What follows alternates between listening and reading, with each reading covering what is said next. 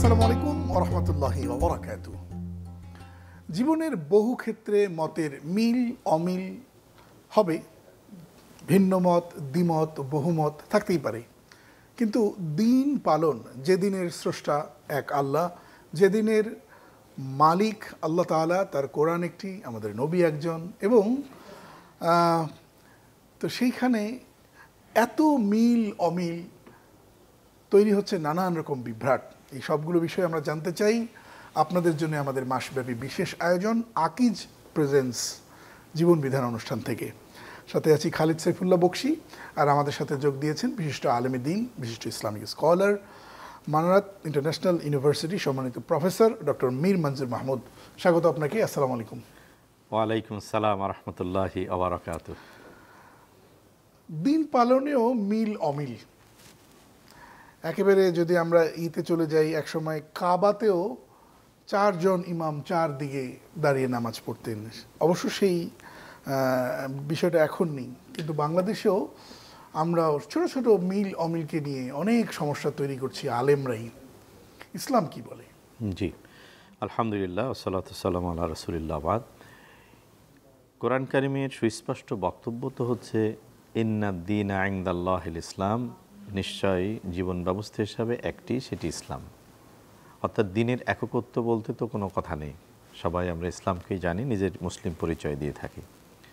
কোরআন কারিমের অপর নির্দেশ সূরা আলে ইমরানের মধ্যে যে ওয়াতাসিমু বিহাবলিল্লাহি জামিআ ওয়া লা তাফাররাকু, যে তোমরা কোরআন এবং সুন্নাহকে একত্রিতভাবে আঁকড়ে ধরো, পৃথক হয়েও না। একটা আঁকড়ে ধরার আদেশ, আর একটা হলো পৃথক না হওয়ার নিষেধ। এখানে আদেশ হলো অনুসরণের ফরজ, আর বিভেদের নিষেধাজ্ঞা এখানে রয়েছে। এরপরেও আপনি যে জায়গাটাতে বলছেন বা কাবার যে উদাহরণ বলেছেন, আসলে আমার কাছে যেটা মনে হয়েছে সেটা হচ্ছে দিনের মৌলিক বিষয়ে আমাদের ভিতরে কিন্তু খুব বেশি অমিল নেই বলে আমি মনে করি। মৌলিক বিষয়ে যেমন কোরবানি নিয়ে, কোরবানি দিতে হবে না এটা কিন্তু কেউ বলছে না। তারপরে ফরজ নিয়ে, ইসলামের যে 5টা বেনা বা ভিত্তি, এটা নিয়ে কারো কোনো কথা নেই। রমাদান কারিমের রোজার সংখ্যা, রমাদানের রোজা পালন নিয়ে কোনো কথা নেই। আছে কিসে? কেবলা নিয়ে কথা নেই, কিন্তু আছে কিসে? জোরে আমিন বলা নিয়ে আছে, আস্তে আমিন বলা নিয়ে আছে, হাত বাঁধা নিয়ে আছে, এবং অথচ বলা হচ্ছে আল ফিতনাতু আশাদ্দু মিনাল কাতল। হ্যাঁ, তো আমরা হত্যা থেকেও জঘন্যতর অপরাধ ফিতনা সৃষ্টি করা। জি, তো এখন আমাদের সমাজে যে মানে অমিল আপনি বলছেন দিন পালনে, সেই অমিলগুলোর জায়গাটা আমার দৃষ্টিতে, নিশ্চয়ই আপনি একমত হবেন, সেটা হলো দিনের ফুরু বা সাধারণ সুন্নাত, মুস্তাহাব বা নফল জায়গাগুলো নিয়ে আমাদের মধ্যে বিতণ্ডা চলছে। তো এই জায়গা থেকে আপনি যে কথাটা বলেছেন যে আল ফিতনা তো আসাদ্দু মিনাল কাতল, যে ফিতনা, ফাসাদ, বিশৃঙ্খলা তৈরি করাতে হলো অন্যায়ভাবে হত্যা করার চেয়েও এটা কঠিন অপরাধ বা শাস্তির কাজ। তো এই কাজে যারা জড়িত আছেন তারা দুই শ্রেণীর মানুষ। এক শ্রেণীর মানে দিনের কম বুঝওয়ালা আলেম হিসেবে পরিচিত মানুষ, তারা এই ছোট বিষয়গুলোকে বেশি ওয়েটেজ দিচ্ছেন, ফরজের উপরে গুরুত্ব দিতে গিয়ে তারা গোলমাল তৈরি করছেন ইচ্ছা অনিচ্ছায়। আর এক শ্রেণীর সমর্থক বা অনুসারী শ্রেণীর মানুষ, তাদের মধ্যে দুটা শ্রেণী আছে। একটা হলো অধিক আবেগ ভালোবাসা নিয়ে তারা দিনকে মানে টেকচুয়ালি মানতে চান, অর্থাৎ অক্ষরে অক্ষরে মানতে চান, কিন্তু দিন কখনো কন্টেকচুয়ালি অনেক বিষয়কে বলেছে। আচ্ছা, অনেক বড় বড় আলেম যাদের পাণ্ডিত্যের কোনো অভাব নেই, জানবার পরও, বুঝবার পরও, এই আয়াতগুলো জানবার পরও তারাই তো সবচেয়ে বড় বড় ফিতনা তৈরি করছেন বলে আমরা এখন সোশ্যাল মিডিয়ার কল্যাণে আমরা দেখতে পাচ্ছি। তাদের মানবিক দুর্বলতা বা মানসিক সংকীর্ণতার মানে কোন জায়গাটায় আপনি ফোকাস করতে চান? আমি এই জায়গাটায় আপনার সাথে খুব বিনয়ের সাথে আমার ব্যক্তিগত দ্বিমত পোষণ করছি, যে আসলে এই যে 1500 বছর হলো আমরা যে দিনকে পেয়েছি উত্তরাধিকারী হিসেবে, এগুলো কিন্তু আলেমদের মাধ্যমেই এসছে। আলহামদুলিল্লাহ, দিনের যারা দায়ী, খাদেম, তাদের মাধ্যমে এসছে। আপনি যে জায়গাটা কষ্ট পেয়ে বলছেন আমি বুঝতেছি, যে বড় মানুষদের কাছ থেকে আমরা যত আদর্শ স্থানীয় স্ট্যান্ডার্ড কথা, কাজ, নির্দেশনা চাই, সেই জায়গায় মাঝে মাঝে কারো কারো পক্ষ থেকে এটার আমরা একটু ব্যতয় দেখি। এটাকে আমি প্রথমত মনে করব যে এটা তার আন্ডারস্ট্যান্ডিংয়ের সমস্যা। একটা মানুষ তার সব দিকে পরিপূর্ণ হবে না। আর একটা হতে পারে তার একান্ত ব্যক্তিগত লিমিটেশন, ব্যক্তিগত সীমাবদ্ধতার কাছ থেকে হয়তো বা প্রকাশভঙ্গি অথবা আত্মনিয়ন্ত্রণের, দেখবেন রাগ নিয়ন্ত্রণ করতে না পারলে, কারণ দুটোর সময় মানুষ বুঝে না কী করে। একটা হলো ঝড়ের সময় মানুষ বুঝে না কী ক্ষতি হলো, আর রাগের সময় মানুষ বোঝে না যে কী বলছে। তো আপনি যে মানুষদের কথা বলছেন তারা বলতে গিয়ে হয়তো নিজের রাগকে নিয়ন্ত্রণ করতে না পেরে অনেক সময় আমি গ্রামার ছাড়া কথা হয়ে দৃষ্টিভঙ্গিতে যায়। একটু ফোকাস করতে চাই। আপনি জানেন এখন আলেম ওলামাদের সামনে আমি যাই, তাহলে আমি প্রথমে টেনশনে পড়ি আমি কোন ড্রেসটা পরলে উনি আমাকে কিভাবে নেবেন। আল্লাহ, আমি যদি এই ড্রেসটা পরি তাহলে আমাকে ভাববে আমাকে এই ড্রেসটা পরলে ভাববে কওমি, এই ড্রেসটা পরলে ভাববে আলিয়া, এই ড্রেসটা পরলে ভাববে জামাত, এই ড্রেসটা পরলে তাবলিগ, এই ড্রেসটা পরলে এরকম ভাববে। এরকম একটা ক্রাইসিসও আমার ভিতরে চলে আসে। মানে এক একজন এক একভাবে এত সংকীর্ণ দৃষ্টিভঙ্গি কেন, এই বিষয়টা জানবো একটা বিরতির পর। দর্শক দেখছেন আকিজ পাইপের সৌজন্যে জীবন বিধান। আসছি বিরতির পর।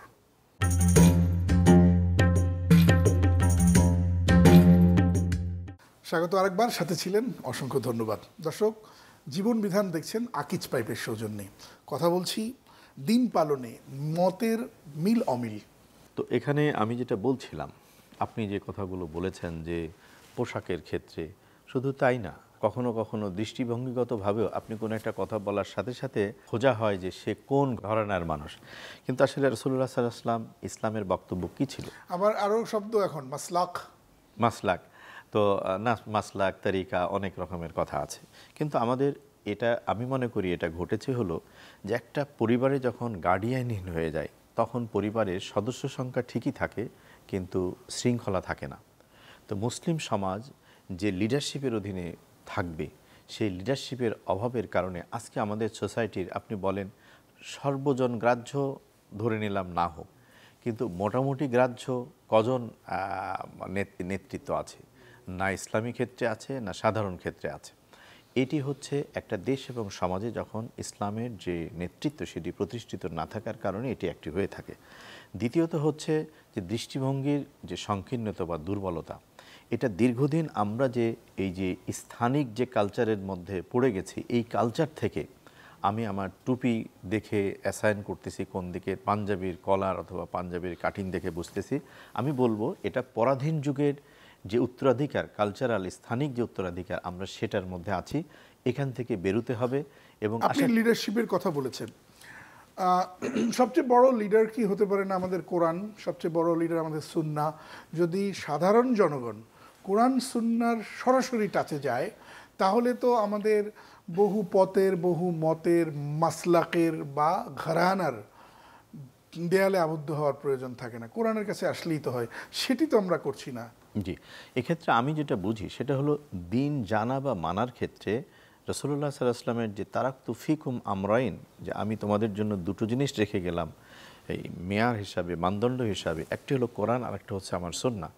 তো আমাদের যে বিভ্রান্তি, সীমাবদ্ধতা, যে মতপার্থক্য, মতানৈক্য আছে, মতবিরোধ আছে, এই সবগুলোই কিন্তু মানে অনেকটা দূরীভূত হয়ে যায় যদি আমরা কোরআন এবং সুন্নাহর অধিক কাছাকাছি হতে পারি। আমাদের কিন্তু কোনটা জায়েজ কোনটা না জায়েজ, আমাদের কমন সার্চিংটা, জিজ্ঞাসা কিন্তু এখানে। কিন্তু আমি মনে করি এটা হওয়া দরকার যদি এমনটি হয় যে কোনটা সুন্নাহ। আমরা যদি রাসূলের সুন্নাহ খুঁজে থাকি, অর্থাৎ রাসূল সাল্লাল্লাহু আলাইহি ওয়াসাল্লামের যে পদ্ধতি সেটা যদি খুঁজি, তাহলে জায়েজ না জায়েজে যাওয়া লাগে না।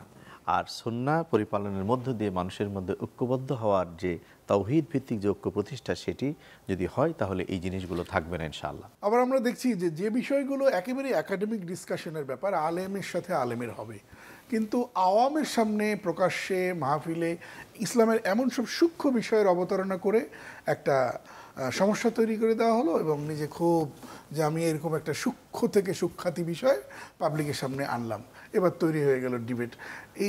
এই জন্যে মানে আলেমদের চিন্তা বা মানসিকতার দৈন্যতা আছে কিনা? জি, আমি এক্ষেত্রে বলবো যে যারা আমরা এই কাজগুলো করি তাদের আরও দায়িত্বশীল ভূমিকা পালন করা দরকার। যার কথা তার সামনেই বলা উচিত, অন্য কনসার্ন যারা না তাদের সামনে বলা ঠিক না। যেমন সন্তানের সামনে বাবা মার একান্ত কথাগুলো যেমন আমরা পরিহার করি, ঠিক তেমনইভাবে পাবলিকলি যে কথাগুলো বলার সেটা আমরা পাবলিকলি বলবো। যেটা একাডেমিক বা একান্ত বড়দের বিষয় সেখানে আলোচনা করব। এক্ষেত্রে আমি আরেকটি জিনিস একটু যোগ দিতে চাই।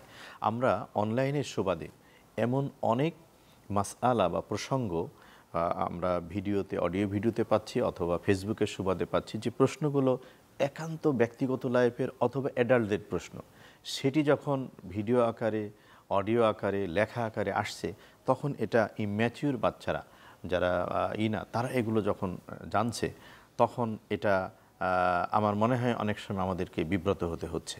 তো সেই জন্য অনেকের একান্ত ব্যক্তিগত কথা প্রশ্ন করে থাকে, সেটা অনলাইনে উত্তর দিয়ে ছেড়ে দেওয়া হয়। সেক্ষেত্রে আমরা যারা উত্তর দেন এ সমস্ত বড় মানুষদের প্রতি আমার বিনয়ের সাথে অনুরোধ হচ্ছে যে একান্ত ব্যক্তিগত কথা একান্ত ব্যক্তিকেই বলা উচিত, আর এটা পাবলিক না করাটা উচিত। তার আপনি যে পরামর্শ দিচ্ছেন, অথচ আমরা যে দৃশ্য দেখতে পাচ্ছি যে আমার মতের হুজুর উনি, এবার আমার মতের হুজুরকে আনবো, আমার অমতের হুজুর যারা তাদেরকে শায়েস্তা করার জন্য এবার হবে একটা মাহফিল, জনগণ দেবে টাকা।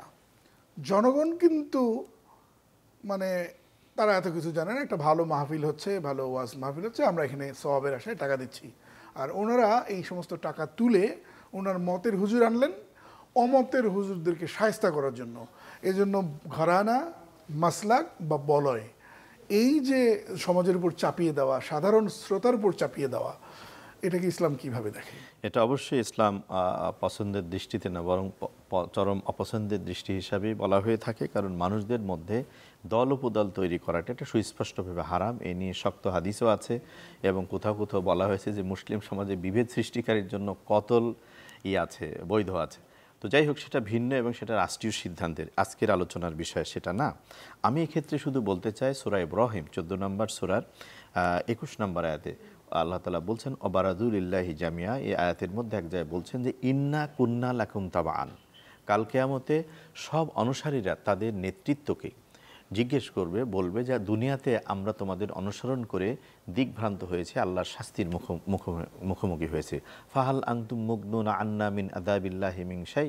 যে দুনিয়াতে আমরা দল উপদল নানা বিভ্রান্তিতে তোমাদের অনুসরণ করতে গিয়ে পড়েছি, আজকে আল্লাহর শাস্তি থেকে বাঁচাতে তোমরা কোনো উপকার দিতে পারবে কিনা। তা আমি শুধু আমাদের সম্মানিত যারা নেতৃত্ব দিয়ে থাকেন, সেটা রাজনৈতিক হোক, সামাজিক হোক, ধর্মীয় ক্ষেত্রে হোক, তাদের প্রতি আমি অনুরোধ রাখবো যে আপনারা দায়িত্বশীলতার প্রতি দৃষ্টি দেন। কোরআন এবং ইসলাম আপনাকে অ্যাকাউন্টেবল যেভাবে দুনিয়াতে এবং আখিরাতে করবে, সেই বিষয়ের প্রতি যদি আপনারা দৃষ্টি দেন, তাহলে ইনশাআল্লাহ আপনারা আরও সতর্ক হবেন। আর যে ভাইয়েরা অনুসরণ করছেন তারা যেন ইল্লা আন দাআউতুকুম ফাস্তাজাবতুম লি, শয়তান বলবে সেদিন, ওই পরের আয়াতে বলা হচ্ছে যে একটা দাগ দিয়েছিলাম আর তোমরা এক হয়ে গেছিলে, কিন্তু জানতে চাওনি হক না হক, সঠিক বেঠিক। তো অনুসারীদের যে ভাইয়েরা করছেন তারা যেন বিভ্রান্তিতে না পৌঁছে দিন আল্লাহর সন্তুষ্টির জন্য মুখলিসিন আলাহুদ্দিন একনিষ্ঠতার সাথে দিনের অনুসরণ করতেই আল্লাহ আদেশ দিয়েছেন, আমরা সেটা করি। আমাদের সর্বোচ্চ নেতৃত্ব রোল মডেল হচ্ছেন মুহাম্মদ রাসূলুল্লাহ সাল্লাল্লাহু আলাইহি ওয়াসাল্লাম। মীর মঞ্জুর ভাই, অসংখ্য ধন্যবাদ, সময় দিয়েছেন। আপনাকে অনেক অনেক ধন্যবাদ, সেই সাথে সম্মানিত দর্শক শ্রোতাদেরকেও মোবারকবাদ জানাচ্ছি। দর্শক, শেষ করবো যাবার আগে যে কথাটি বলতে চাই, বিখ্যাত ইসলামিক স্কলার সৈয়দ কুতুব শহীদ তিনি মসজিদে গেলেন, দেখলেন লোকেরা ঝগড়াঝাটি করছেন ছোট্ট বিষয় নিয়ে। তিনি তাদের শুনিয়ে দিলেন, তোমরা কি ওয়াতাসিমু বিহাবলিল্লাহি জামিআন ওয়ালা তাফাররাকু পড়নি, যে আর তোমরা সংঘবদ্ধ হয়ে ইসলামের রশিকে শক্ত করে ধরো, পরস্পর বিচ্ছিন্ন হয়েও না। আর তোমরা কি জানো না আল ফিতনাতু আশাদ্দু মিনাল কাতল, ফিতনা সৃষ্টি করা হত্যা থেকেও জঘন্যতর অপরাধ। আমার মনে হয় এই দুটো জায়গা থেকে আমরা লেসন নিয়ে আমাদের জীবনকে যদি চালাই, আল্লাহ তাআলা আমাদের অনেক অনেক বারাকাত দান করবেন, আমিন। দর্শক, দেখছিলেন জীবন বিধান, আকিজ পাইবে সৌজন্যে। আজ পর্যন্তই। আসসালামু আলাইকুম রহমতুল্লাহ।